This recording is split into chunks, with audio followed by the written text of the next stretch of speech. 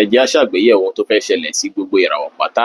lónìí tí ń ṣọjọ́ Tuesday, April 28 ọdún 2026 tá a wà nínú ẹ̀ yìí. Mo kí Ọlọ́run ọba, mo ṣèbà Olódùmarè, ìbà akọ́dá ayé, ìbà aṣẹ̀dá ọ̀run, mo ṣèbà Ọ̀rúnmìlà, atórí ẹni tí ò sunwọ̀n ṣe,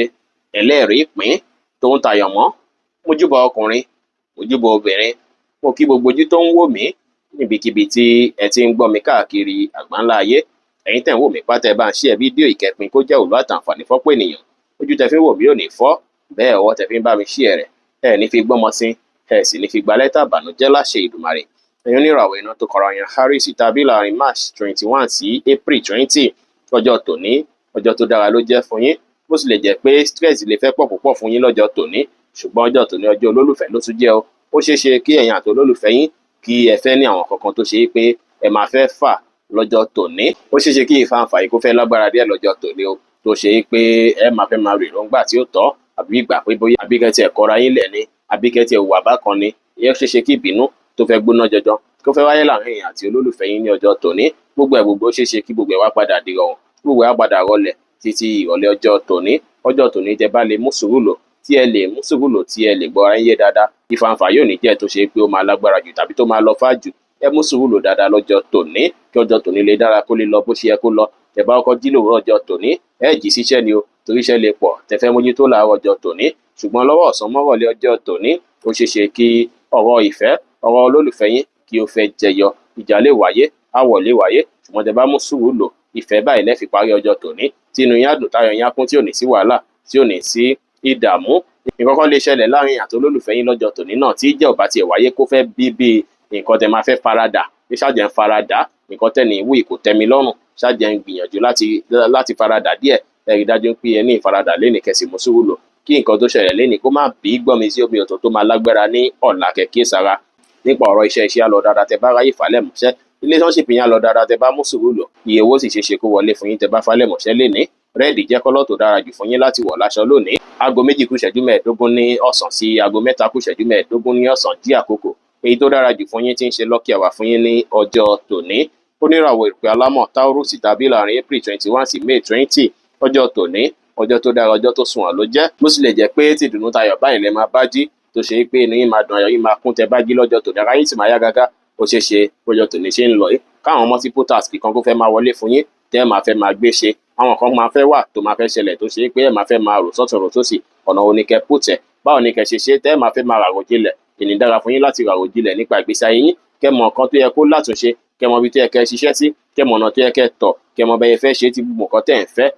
lásìkò tẹ́ wà yìí, àbí nǹkan tó dàbí ìpèníjà fún yín lásìkò tẹ́ wà yìí, bóyá fẹ́ ní ìrọ̀rùn, bóyá fẹ́ rọlẹ̀. Ọjọ́ tòní dára láti fi falẹ̀ mọ́ṣẹ́. Tẹ́ bá ṣe wá ń falẹ̀ mọ́ṣẹ́ sí, ẹ máa pláànì dáadáa ṣáájú kẹ́ tó gbégbèsẹ̀. Ẹ má wulẹ̀ gbégbèsẹ̀ láì jẹ́ pé ẹ pláànì kó má bàa dín pé mistake tó lágbára máa wáyé. Ẹ máa wò pé ta ni mo ti mọ̀, mi ì bá ṣe àníkábàámọ̀ aburú láṣẹ Ìdùmarè. Ènìyàn lọ dáadáa tí ẹ bá tẹ̀lé bí a ti ṣe wí, tẹ́ bá fọgbọ́n ṣe tẹ́ fẹ̀lẹ́ ṣe. Brown jẹ́ kọ́lọ̀ tó dára jù fún yín láti wọ̀ láṣọ lénìí. Iṣẹ́ á lọ dáadáa, relationship yín á lọ dáadáa, ire owó sì ṣe ṣe kó wọlé fún yín ní ibi títẹ pamọ́ṣẹ́ ní ọjọ́ tòní. Ẹ̀yin tẹ́ bá sì wà lọ́kì lówùúrọ̀ kùtù ọjọ́ tòní, ó ṣeé ṣe kí ẹ sáré rí àwọn opportunity kan jẹ, àwọn àǹfààní ńlá kan jẹ níbi iṣẹ́ tó ṣe pé àwọn àǹfààní tẹ́ ń fẹ́ jẹ láti jọ ẹ̀yin tẹ́ bá tètè jí lọ bí iṣẹ́ lénìí, ẹ máa rówó dáadáa lẹ́yìn oníràwọ̀ Taurus. Tẹ́ bá jí lọ bí iṣẹ́, ẹ máa rí iṣẹ́ dáadáa ní ààyè iṣẹ́ dáadáa lénìí. Kódà ire ọ̀nà jíjìn, ire tó súnmọ́ yín pẹ́pẹ́ tẹ́ tí ń fẹ́ ó lè tọ́ yín lọ́wọ́ lénìí pẹ̀lú. Aago 6 kọjá 30 ìṣẹ́jú láàárọ̀ sí aago 8 kọjá ìṣẹ́jú 15 láàárọ̀ jí àkókò èyí tó dára jù fún yín tí ń ṣe lucky hour fún yín lénìí. Oníràwọ̀ afẹ́fẹ́ aláwàdà Gemini tàbí láàrin May 21 sí June 21, ọjọ́ tòní ọjọ́ tí ó dára ló jẹ́, ọjọ́ tó tayọ ló jẹ́ pẹ̀lú. Ọjọ́ tòní ẹ máa rí dùnnú, ẹ máa rí ayọ̀, tí wọn kọ́ dùnnú ò ní wọn yín rárá lọ́jọ́ tòní. Ẹ lè kọ́kọ́ jí láàárọ̀ yìí kó ṣe pé bóyá ọ̀rọ̀ bíi family kan ni ẹ lè fẹ́ kọ́kọ́ gbé sọ́kàn, àbí ọ̀rọ̀ inú ilé lẹ fẹ́ gbé sọ́kàn, bóyá nídìí kankan fún inú ilé ni. Ṣùgbọ́n bẹ́ẹ̀ ni ṣe ń lọ yìí, ẹ máa rí ire, ẹ máa ráyọ̀, ẹ máa rí ìdùnnú. Ìṣẹ̀lẹ̀ òjijì lè wáyé lọ́jọ́ tòní, ó lè jẹ́ ẹ̀yin lẹ máa hùwà yẹn tó ṣe pé ìwà tẹ́ bá wù yìí á jẹ́ tó ṣe pé á ran àwọn èèyàn lọ́wọ́, tó sì ṣe ṣe kí wọ́n fi nǹkan kan ta yín lọ́rẹ, tàbí kí wọ́n fi gbóríyìn fún yín, tàbí kí ẹ tara ìwà tẹ́ ń wù àbí àtara ìrírí sí yín gan pẹ̀lú kẹfì ràánú gbà. Ènìyàn dára kí ẹ múra dáadáa, kí ẹ dùn rí lójú, kí ẹ jáde láti lọ wá bóyá fẹ́ da, kò dára kẹ́ jókòó sílé láì ṣe ohunkóhun, torí àǹfààní ilẹ̀ òkèèrè wà fún yín tó ṣe pé àǹfààní gan lè yí ìgbésí ayé yín padà. Opportunity ọ̀nà jíjìn ó lè wọlé fọ́pọ̀lọpọ̀ yín ní ọjọ́ ti tòní. Ọjọ́ tó dára, ọjọ́ tó tayọ lọ́jọ́ tòní jẹ́ o. Ẹ máa wà very creative, creativity yẹn lò dáadáa. Nǹkan tẹ́ bá mọ̀ ṣe ní iṣẹ́, ẹ prove ẹ̀ fáráyé. Ìwà tẹ́ bá mọ̀ wù, ẹ prove ẹ̀. Bí bí kìíní sì ń ṣe dá síbẹ̀ ṣe fáyìn tó ẹ prove ẹ̀ dáadáa fáráyé lè ní ẹ múra dáadáa ẹ jáde lọ láti lọ wá bóyá fẹ́ dá kí ẹ lè rí gbámú dáadáa lọ́jọ́ tòní ọjọ́ ìdùnnú ọjọ́ ayọ̀ gbà lọ́jọ́ tòní jẹ́ orange jẹ́ kọ́lọ́ tó dára jù fún yín láti wọ̀ láṣọ lónìí iṣẹ́ lọ dáadáa relationship yá lọ dáadáa ó ṣeé ṣe kí owó wọlé fún yín dáadáa lénìí pẹ̀lú aago 8 kọjá ìṣẹ́jú 15 láàárọ̀ sí aago 10 láàárọ̀ jí àkókò èyí tó dára jù fún yín ti ń ṣe lucky hour fún yín ní ọjọ́ tòní oníràwọ̀ omi agbára cancer tàbí láàrin June 22 sí July 22 ọjọ́ tòní ọjọ́ tí ó dára ló jẹ́ bó tilẹ̀ jẹ́ pé ẹ̀yin àti èèyàn kan tó dàbí àbúrò àbẹ́gbọ́n sí yín ó ṣeé ṣe kí ẹjọ́ ní àwọn àlàyé ọ̀rọ̀ kan tí ẹ dìjọ ṣe ní ọwọ́ ọjọ́ tòní bá ṣe gbóyún àdọ́mọ́ lọ́jọ́ tòní èyí máa yí sí kí ẹ láwọn èròǹgbà kan tó jọmọ́ ti ilé ìgbà pé bóyá ó tiẹ̀ nídìí ká tún lè ṣe bóyá ó tiẹ̀ nídìí kí n tiẹ̀ ṣe kankan láti help mọ̀lẹ́bí mi láti fi ran fámìlì mi lọ́wọ́ ọ̀rọ̀ fámìlì máa wáyé fún yín lọ́jọ́ tòní ó ṣeé ṣe kí ẹ láwọn ọ̀rọ̀ fámìlì tẹ́ fẹ́ dá sí lọ́jọ́ tòní púpọ̀ ọ̀rọ̀ ilé ọ̀rọ̀ mọ̀lẹ́bí láwà lọ́kàn yín lọ́jọ́ tòní bẹ́ẹ̀ ṣe wà yìí ìràwọ̀ tó láìkì fámìlì lẹ́jẹ́ fẹ́ kàn tẹ́lẹ̀ ènìyàn ṣe dáadáa sí mọ̀lẹ́bí ẹ ṣe dáadáa sí wọn káwọn náà ṣe dáadáa sí yín padà tí nǹkan kan bá ti ń ṣẹlẹ̀ láti bíjọ́ 2-3 tó dàbí ìgbà pé kò ráìtì nínú ilé ẹ lè fèní ṣàmójútó lé lórí àyíká yín máa gbalẹ̀ fún ìdùnnú àti ayọ̀ kò sí wàhálà kò sí ìdààmú rẹpẹtẹ ní ọjọ́ tòní rárá nǹkan á lọ dáadáa ní inú ilé yín iṣu kékeré tó bá sì wáyé bóyá láàrin èèyàn tó lólùfẹ́ àbí láàrin èèyàn àtèèyàn kan láyìíká gbogbo ẹ máa ní ìyànjú pátápátá ọjọ́ tòní ọjọ́ tó dára fẹ́yìn tó ṣe é pé ẹ̀ ń ṣiṣẹ́ láti ilé ni láti rí jáde dáadáa ọjọ́ tòní ọjọ́ tó sunwọ̀n ló jẹ́ fún yín ẹ ṣàrídájú pé ẹ ṣe dáadáa sí mọ̀lẹ́bí kẹ́sì tún ra ṣe kí ẹ tún àyíká yín ṣe kó wà ní ìmọ́tótó táyíká yín bá ti wà ní ìmọ́tótó ẹ máa rá àǹfààní jẹ dáadáa ní ibikíbi ní ọjọ́ tòní iṣẹ́ á lọ dáadáa relationship yẹn á lọ dáadáa bẹ́ẹ̀ sì ni owó ṣeé ṣe kó wọlé fún yín lénìí pẹ̀lú bíǹkì jẹ́ kọ́lọ́ tó dára jù fún yín láti wọ̀ láṣọ lónìí aago 10 láàárọ̀ sí aago 12 kù ìṣẹ́jú 15 láàárọ̀ jí àkókò èyí tó dára jù fún yín ti ń ṣe lucky hour fún yín lénìí oníràwọ̀ iná tó gbóná riri Leo tàbí láàrin July 23 sí August 22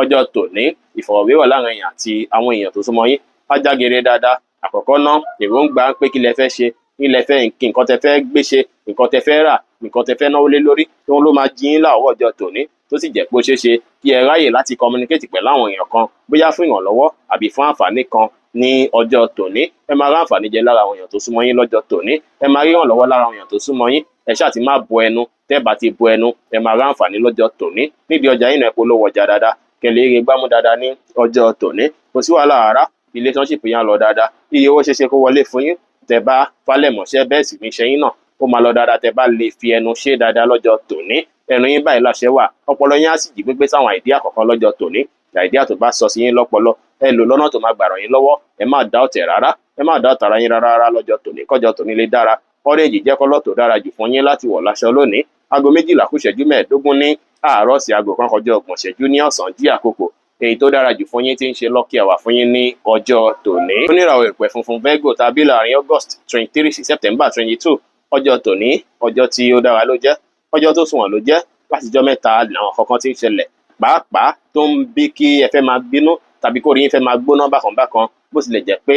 ọjọ́ tí a lò tán bí àná òde yìí ó ṣeé ṣe kọ́pọ̀lọpọ̀ yín ráwọn opportunity kọ̀ọ̀kan àbáwọn àǹfààní kọ̀ọ̀kan ṣùgbọ́n ọjọ́ tòní gangan ọjọ́ tí ó máa dára lọ́jọ́ tó máa sunwọ̀n ló jẹ́ látàrí pé àwọn nǹkan tẹ̀ tí ń fẹ́ ṣe àbáwọn tí tẹpá mọ́ṣẹ́ tẹ̀ ti ṣe àbáwọn effort yín kọ̀ọ̀kan ó ṣeé ṣe kéèyàn kan tó súnmọ́ yín kó appreciate ẹ̀ kí ẹ fẹ́ ráǹfààní kan jẹ lára èèyàn tí ó súnmọ́ yín lọ́jọ́ tòní tàbí lára tí tẹpá mọ́ṣẹ́ tí ń tẹpá mọ́ṣẹ́ látijọ́ mẹ́ta kẹfẹ́ ráǹfààní kan jẹ lọ́jọ́ tòní ẹ lè jí lẹ́ni pẹ̀lú èròǹgbà ọ̀tọ̀ kò ṣeé pé nǹkan tẹ máa padà rí lẹ́ni á jẹ́ nǹkan tá padà múnú yín dùn tá mú káyọ̀ yín kún ṣùgbọ́n ó sì lè rùn kórí náà ọ̀rọ̀ owó tẹ́ ẹ̀ nídìí lásìkò yìí òun ló máa wà lọ́kàn yín rẹpẹtẹ ọ̀rọ̀ nǹkan tẹ́ ẹ̀ ń fẹ́ lásìkò yìí òun mi kí n tiẹ̀ ra káàdì òun mi kí n tiẹ̀ ra fóònù òun mi kí n tiẹ̀ ṣe nǹkan báyìí tó jẹ́ nǹkan mèremère ó ṣeé ṣe kó ṣe pọ̀pọ̀lọpọ̀ nǹkan bẹ́ẹ̀ ló máa wà lọ́kàn yín púpọ̀ ní ọjọ́ ti tòní ó ṣeé ṣe pọ̀pọ̀lọpọ̀ yín rí àwọn nǹkan wọ̀nyí ṣe tó ṣe pé àwọn nǹkan tó ṣe ń pẹ̀ pòǹgbẹ fún àsìkò yìí sì rèé ẹ̀yin tẹ́ ti kówó lé nǹkan kan látijọ́ mẹ́ta ó ṣeé ṣe kí ẹ bẹ̀rẹ̀ sí rí àwọn èrè jẹ lórí àwọn nǹkan tẹ́ kówó lé lórí ní ọjọ́ ti tòní ọjọ́ tó dára lọ́jọ́ tòní jẹ́ láàrin ẹ̀yin àtàwọn èèyàn torí ìrẹ́pọ̀ máa wà láàrin púpọ̀ ọjọ́ ìdára kẹfì múra dáadáa kí ẹ fi dùn rí kò wá dára kẹ kọpí ẹnikẹ́ni lẹ́ni o ẹ má lẹ́ kọpí ẹnikẹ́ni ẹ bá yẹ fẹ́ ṣe nǹkan yín báyìí ní kẹ ṣe kó lè gún régé ní àárín ọjà ẹ má lẹ́ kọpí títì pẹ̀lú ẹnikẹ́ni ẹ ṣe nǹkan yín láàyè ọ̀tọ̀ ẹ dùn ara yín nínú ẹ ṣe nǹkan tó dáa fúnra yín kẹ wá ṣọ́ra pẹ̀lú kí ṣe owó kúmọkùmọ ẹ má ṣe owó kúmọkùmọ rárá tí ṣéǹjì bá wọlé sí yín lọ́wọ́ ẹ̀kọ́ bá ti ń ṣọ́wó ná kí ẹ má ṣe náà ná àpàrà rárá kẹ kí ẹ sàrà púpọ̀ ọjọ́ tòní adára tẹ bá fọgbọ́n ṣe tẹ bá fẹ̀lẹ̀ ṣe ilé owó ṣeéṣe kó wọlé fún yín lénìí iṣẹ́ náà lọ dáadáa relationship yín náà lọ dáadáa lénìí pẹ̀lú brown jẹ́ kọ́lọ́ tó dára jù fún yín láti wọ̀ láṣọ lónìí aago 1 kọjá 30 ìṣẹ́jú ní ọ̀sán sí aago 3 kọjá ìṣẹ́jú 15 ní ọ̀sán jí àkókò èyí tó dára jù fún yín tí ń ṣe lucky hour fún yín ní ọjọ́ tòní. Oníràwọ̀ afẹ́fẹ́ má rí mi fún Libra tàbí láàrin September 23 sí October 22 ọjọ́ tòní ọjọ́ tó dára ló jẹ́, ọjọ́ tí ó mix bákan ló jẹ́. Lákọ̀ọ́kọ́ ná kò sí wàhálà rárá lọ́jọ́ tòní, ó ṣeéṣe kí ẹ rí nǹkan bí ìfẹ́ látọ̀dọ̀ èèyàn tó jìnnà sí yín, èèyàn lè fìfẹ́ hàn sí yín látọ̀nà jíjìn, èèyàn lè ṣàánú yín látọ̀nà jíjìn lọ́jọ́ tòní. Ìrànlọ́wọ́ àtàránṣe òjijì láti ibi tó jìnnà ó ṣeéṣe kí ó wáyé fún yín ní ọjọ́ ti tòní. Láàárọ̀ kùtù ọjọ́ tòní ó ṣeéṣe kí ẹ gbọ́ ròyìn tó ṣe pamú kí inú ìdùn káyọ̀ yín kún, bẹ́ẹ̀ sì lè ráǹfààní jẹ láti ibi tó jìn dáadáa lọ́jọ́ tòní. Bákan náà sì rí nǹkan tẹ́yìn fúnra lára yín gbé kalẹ̀ níbi iṣẹ́ ó ṣeéṣe kí ẹ rèrè jẹ dáadáa níbi iṣẹ́ dáadáa ní ọjọ́ ti tòní o. Bákan náà sì rèé èní ìkẹwàá kíyèsára iṣu lè wáyé láàrin èèyàn tó olólùfẹ́ yín lè ṣe nǹkan tí á mú kínú bí yín máa dùn yín púpọ̀ tó ṣe pé ẹ máa wò pé lábájá ẹ̀ kí ló dé tó ń ṣe báyìí fún mi, kí ló dé tó rèrò ń gba bí sí mi, kí ló dé tó láìrí kó bá mi fa wàhálà táfẹ́ àfẹ́tì emotion yín díẹ̀ lọ́jọ́ tòní. Ẹ kíyèsára ẹ má wò bẹ̀rẹ̀ rárá, ẹ try wo possible best yín láti fúnra yín ní dùnnú, láti fúnra yín láyọ̀. Ẹ má wòlẹ̀ wojú olólùfẹ́ yín tó bá ṣe pé ó ń bínú, tó bá sì gbà kẹ́ sọ I'm sorry kí ẹ fi dẹ́kun rẹ̀, kò sí wàhálà. Ẹ ṣàrí dájú pé ẹ fálẹ̀ mọ́ iṣẹ́ látara ń pé tí fálẹ̀ mọ́ sẹ́yìn ó ṣeéṣe kí ẹ ráǹfààní àtòrè jẹ láti bẹ̀ dáadáa lọ́jọ́ tòní. Opportunity wà tó lè yá yín padà látara iṣẹ́ tẹ̀ ń ṣe. Ẹ show skill yín, ẹ show talent yín lọ́jọ́ tòní torí ọpọlọ yín máa jí pépé. Ẹ̀yin fúnra lára yín lọ́jọ́ tòní emotion yẹn má jẹ́ kó ṣàkóbá fún ìrìn àjò ọjọ́ tòní rárá torí àánú wà lọ́jọ́ tòní fún yín. Iṣẹ́ á lọ dáadáa, relationship yín lè má lọ dáadáa rárá, bẹ́ẹ̀ sì ni owó ṣeéṣe kó wọlé fún yín ní ọjọ́ tòní tẹ́ bá ráyè tẹpá mọ́ṣẹ́ dáadáa. Rẹ́ẹ̀dì jẹ́ kọ́lọ́ tó dára jù fún yín láti wọ̀ láṣọ lónìí. Aago 3 kọjá ìṣẹ́jú 15 ní ọ̀sán sí aago 5 ní ìrọ̀lẹ́ jí àkókò èyí tó dára jù fún yín tí ń ṣe lucky hour fún yín ní ọjọ́ tòní. Oníràwọ̀ omi tútù Scorpio tàbí láàrin October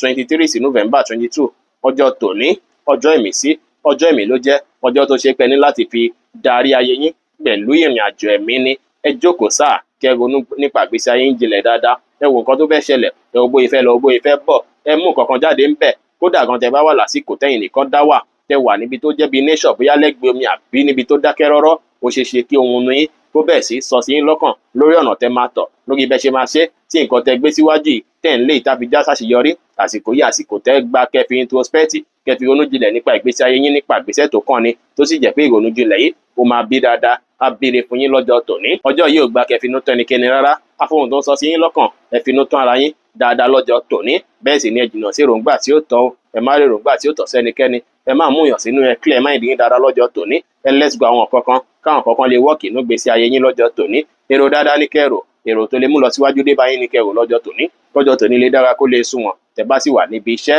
ẹ rí dájú pé ẹ ṣe mistake, ẹ fókọ̀sì dáadáa, ẹ má tún ronú rárá lásìkò tí ẹ ń ṣiṣẹ́ lọ́wọ́. Tẹ́ bá fẹ́ ronú, tẹ́ bá rí pé mind yín bù àbí ìgbà pé ẹ fẹ́ feel spiritual bákan, ẹ dá wà lẹ́yìn nìkan láti ronú jinlẹ̀, láti ṣe prayer. Ẹ lè ṣe prayer lọ́wọ́ àṣálẹ́ tòní bí aago 5 sí aago 7 alẹ́ tòní. Ó ṣeéṣe kí àsìkò yẹn kí gbígbàdúrà wáyé torí àsìkò yẹn jásìkò lucky hour fún yín láàrin 5 PM ní ìrọ̀lẹ́ sí aago 7 kù ìṣẹ́jú 15 ní àṣálẹ́. Brown jẹ́ kọ́lọ́ tó dára jù fún yín láti wọ̀ láṣọ lónìí. Iṣẹ́ lọ dáadáa, relationship yín á lọ dáadáa, ire owó náà sì ṣeéṣe kó wọlé fún yín ní ọjọ́ ti tòní. Níràwọ̀ iná àtùpà Sagittarius tàbí láàrin November 23 sí December 22 ọjọ́ tòní ọjọ́ tó dára ló jẹ́ o, ọjọ́ tó sunwọ̀n ló jẹ́. Support ṣeéṣe kó wáyé láti bíkíbi lọ́jọ́ tòní. Ọ̀rẹ́ ojúlùmọ̀ wọn á bá yín jó, wọn á bá yín yọ̀ lọ́jọ́ tòní torí ó ṣeéṣe kí ẹ̀ṣẹ̀ kankan tó máa tayọ tí á bí dùnú tá bá yọ̀ fẹ́yìn fúnra yín, táwọn tó gbà yín kánú àtúbà yín dùnú lé lórí. Ẹ gbàdúrà pé oore tó máa wáyé tó ṣe pé àbáyín jó, wọn á bá yín yọ̀ sóòrè ìyanu tó máa bá yín celebrate, tó máa bá yín jó, tó máa bá yín yọ̀. Kélédùmarè jẹ́ kó ṣẹlẹ̀ sí yín lọ́jọ́ tòní. Kẹ́ ṣe prayer bẹ́ẹ̀. Ọjọ́ tòní á dára, ọjọ́ tòní á sunwọ̀n. Ó dára kẹ́ fọjọ́ tòní bá ọ̀rẹ́ ṣe, kẹ́ bójúlùmọ̀ ṣe, kẹ́ báwọn èèyàn ṣe dáadáa lénìí. Ìbáṣepọ̀ yín àdánmọ́rán, ó ṣeéṣe kẹ́ rí support látọ̀dọ̀ wọn, ó sì ṣeéṣe kẹ́yìn náà ní nǹkan kan tẹ́ máa ṣe fún wọn. Ó lè jọ́gbọ́n, ó lè jẹ́ ìmọ̀, lè jẹ́ òye tẹ́ ní ẹ máa lò láti fi ràn wọ́n lọ́wọ́ lọ́jọ́ tòní. Ìrẹ́pọ̀ tó dára máa wáyé láàrin èèyàn àtàwọn èèyàn. Níbi tẹ́ ti ń tajà náà àwọn èèyàn máa bá yín dúnàádúrà dáadáa ní ọjọ́ tòní. Iṣẹ́ á lọ dáadáa, relationship yín náà lọ dáadáa, ire owó ṣeéṣe kó wọlé fún yín dáadáa lọ́jọ́ tòní pẹ̀lú. Pọ́pù jẹ́ kọ́lọ́ tó dára jù fún yín láti wọ̀ láṣọ lónìí. Aago 7 ní àṣálẹ́ sí aago 8 kọjá ìṣẹ́jú 15 ní àṣálẹ́ jí àkókò èyí tó dára jù fún yín tí ń ṣe lucky hour fún yín ní ọjọ́ tòní. Oníràwọ̀ ìrùpẹ̀lẹ̀ eruku Capricorn tàbí láàrin December 23 sí January 19 ọjọ́ tòní ọjọ́ tí ó dára ló jẹ́, ọjọ́ iṣẹ́ ló jẹ́ fún yín o. Ọjọ́ tó ṣe é pé ó ṣeéṣe kí ẹ wà ní ipò kan tó máa tún tayọ sí, ó ṣeéṣe kí reputation yín kó tún dá sí yàtọ̀, kí ẹ wà ní ipò ọ̀wọ̀, kẹ́ wà nípò ẹni tó ṣe pé àwọn èèyàn máa pọ́nlé dáadáa ládùúgbò àti níbikíbi, àwọn èèyàn máa pọ́n yín lé dáadáa lọ́jọ́ tòní, kẹ́yìn náà pọ́nra yín lé, kẹ́ ṣe àwọn nǹkan tó ṣe pé á mú kí reputation yín kó tún dàgbàsókè sí, tá tún mú kí iṣẹ́ yín gan ní ìdàgbàsókè, torí èròǹgbà iṣẹ́ máa wà lọ́kàn yín, èròǹgbà àtúnṣe àbí èròǹgbà kí ẹ ṣe àgbà ní ibì kan láàyè kan ṣeéṣe kí ó wáyé lọ́jọ́ tòní, bóyá láti báyàn ṣẹ́tù nǹkan àbí láti báyàn yanjú nǹkan ṣeéṣe káwọn nǹkan yẹn kí ó wáyé fún yín ní ọjọ́ ti tòní. Ọjọ́ tó dára báyìí ni ọjọ́ ti tòní jẹ́, kí ẹ fi falẹ̀ mọ́ dáadáa. Reputation yín, ipò tẹ wà, ẹ lò lọ́nà tó máa gbà ran àwọn èèyàn lọ́wọ́, ìbáà jẹ́ ipò ọ̀gá, ipò adarí, ipò ìyá, ipò bàbá, ipò òbí, ipò ẹnikẹ́ni tẹ wà, ẹ lò lọ́nà tó máa gbà ran àwọn èèyàn lọ́wọ́. Lílo ipò yín lọ́jọ́ tòní ó ní nǹkan tó máa bí fún yín lọ́jọ́ iwájú, ó lè bí àlàáfíà, ó lè bí ìrọ̀rùn, ó lè bí ìtẹ̀síwájú fún yín ní ọjọ́ tòní, kẹ́sì fojú ẹ̀gbẹ́ kan falẹ̀ mọ́ṣẹ́ kí iṣẹ́ yín lè ní ìdàgbàsókè. Àwọn èròǹgbà tó bá ń sọ sí yín lọ́kàn lórí ti iṣẹ́ lásìkò yìí, ẹ rí dájú pé ẹ mú èròǹgbà yẹn lò kí ó lè jẹ́ kí iṣẹ́ kí ó lọ dáadáa, iṣẹ́ á lọ dáadáa lọ́jọ́ tòní. Tẹ́ bá ráyè falẹ̀ mọ́ṣẹ́ dáadáa, relationship yín á lọ dáadáa, èrè owó náà ṣeéṣe kó wọlé fún yín lọ́jọ́ tòní ní ibi iṣẹ́. Wáìnì jẹ́ kọ́lọ̀ tó dára jù fún yín láti wọ̀ láṣọ lónìí. Aago 8 kọjá ìṣẹ́jú 15 ní àṣálẹ́ sí aago 10 kù ìṣẹ́jú 15 ní àṣálẹ́ jẹ́ àkókò èyí tó dára jù fún yín tí ń ṣe lucky hour fún yín ní ọjọ́ tòní. Oníràwọ̀ afẹ́fẹ́ oníbìnú Aquarius tàbí láàrin January 20 sí February 18. Ọjọ́ tòní, ọjọ́ tí ó dára ló jẹ́, ọjọ́ tó sunwọ̀n rẹpẹtẹ ló jẹ́ o. Ọjọ́ yìí, oore ìdùnnú, oore ọ̀nà jíjìn ó lè wáyé fún yín, ẹ lè gbòòrò nǹkan láti ilẹ̀ òkèèrè tá mú kí inú yín dùn, tá mú kọ́kàn yín balẹ̀ pẹ̀sẹ̀, ẹ̀yin fúnra lára yín gan, àwọn èròǹgbà kan máa sọ sí yín lọ́kàn léde. Èròǹgbà yẹn ẹ mú lò, èròǹgbà yìí máa bí káyé yín yí padà o, á bí rọrùn, á bí dàgbàsókè fún yín. Ẹ mú èròǹgbà tí mo sọ yìí, ẹ mú lò dáadáa lénìí. Èròǹgbà tí mò ń mẹ́nu bà yìí, ẹ mú lò dáadáa lénìí kó lè ran ìgbésí ayé yín lọ́wọ́ dáadáa o. Èròǹgbà tí mò ń sọ yìí kẹ́ mú lò. Ọjọ́ tòní á dára, ọjọ́ tòní á tayọ, á sì sunwọ̀n. Ó ṣeé ṣe kí ẹ rí àwọn àǹfààní kan látara nǹkan tẹ́yin fúnra yín gbé kalẹ̀, látara ìdí ayín, látara ọpọlọ yín, kí ẹ fi rí àwọn eré òjijì kan lọ́jọ́ tòní. Bẹ́ẹ̀ sì ni ẹ lè rí àánú gbà lọ́jọ́ tòní pẹ̀lú ọ̀pọ̀lọpọ̀ yín náà, àwọn èèyàn máa nífẹ̀ẹ́ yín dáadáa lénìí, tó sì jẹ́ pé yín tẹ̀ ń wọ́kọ̀ àbí wáyà, ó ṣeé ṣe kí olólùfẹ́ wọnú ayé yín lọ́jọ́ tòní, àbí kẹ́rẹ́ ni tó ṣe pé á mú kọ́kàn yín balẹ̀ pẹ̀sẹ̀, tá mú kí inú yín dùn pé ẹ tiẹ̀ tún ní hope lọ́jọ́ tòní. Ó lè má jẹ́ olólùfẹ́, ó lè jẹ́ni tó ṣe pé á dúró tì yín, tá pẹ̀tù sí yín lọ́kàn, tá ràn yín lọ́wọ́ lásìkò yìí, tó ṣe pé á bí kí ó dàbí ìgbà pé ìgbọ̀ tún ṣe fẹ́ dé, ìyípadà tẹ́ ẹ̀ ń fẹ́ ó ti fẹ́ dé lórí nǹkan tí ẹ̀ ń fẹ́ dunnú lé lórí. Ẹ sì máa rí dùnnú òjijì lówùúrọ̀ yìí tí ẹ bá jí, ẹ máa rí nǹkan lójijì tó ṣe pé á mú kí inú yín dùn, káyọ̀ yín kún. Mo gbàdúrà pé kó jẹ́ nǹkan oríire bíi credit alert àti owó ńlá kó wọlé fún yín, àbáwọn kan ńláńlá kan kó wọlé fún yín, tá mú kí inú yín dùn, káyọ̀ yín kún ní ọjọ́ tòní. Ọjọ́ tó dára lọ́jọ́ tòní jẹ́ láti fi wá ìdàgbàsókè ara yín, láti fi wá ìmọ̀ kún ìmọ̀. Gbogbo ọgbọ́n tẹ bá kọ́ àti ìmọ̀ tẹ bá ní lọ́jọ́ tòní á ran ìdàgbàsókè ayé yín lọ́wọ́. Ọ̀pọ̀lọpọ̀ yín náà sì lè travel lásìkò yìí, ìrìn àjò wà lẹ́sẹ̀ ọ̀pọ̀lọpọ̀ yín lọ́jọ́ tòní. Ìrìn àjò yìí lè bíire, ó lè bí àánú fún yín tí ẹ bá lọ sírú ìrìn àjò yìí. Nípa ọ̀rọ̀ iṣẹ́ á lọ dáadáa, relationship yín á lọ dáadáa, ire owó náà sì ṣeéṣe kó wọlé fún yín lénìí pẹ̀lú. Magenta jẹ́ kọ́lọ̀ tó dára jù fún yín láti wọ̀ láṣọ lónìí. Aago 12 kù ìṣẹ́jú 15 ní àárọ̀ sí aago 1 kù ìṣẹ́jú 15 lọ́sàn-án jí àkókò èyí tó dára jù fún yín tí ń ṣe lucky hour fún yín ní ọjọ́ tòní. Oníràwọ̀ omi tí kì í ru Pisces tàbí láàrin February 19 sí March 20. Ọjọ́ tòní, ọjọ́ oríire náà ló jẹ́ fún yín. Bó tilẹ̀ jẹ́ pé ọ̀pọ̀lọpọ̀ yín lọ́jọ́ tòní ó ṣeéṣe kó ṣe pé ibi tẹ́ ṣiṣẹ́ sílẹ̀ ti fẹ́ jẹ.